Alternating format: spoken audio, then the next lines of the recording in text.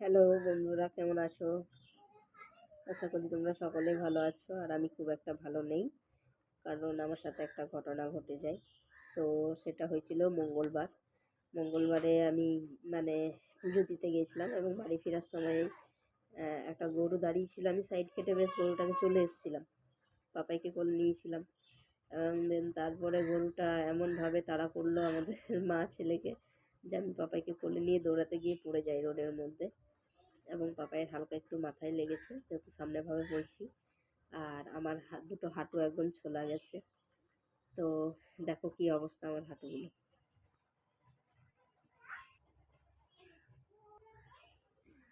তো হাঁটু দুটো আমার পুরো এখনো পর্যন্ত শুকিয়ে গেছে, বাট এখনো ব্যথাটা আছে।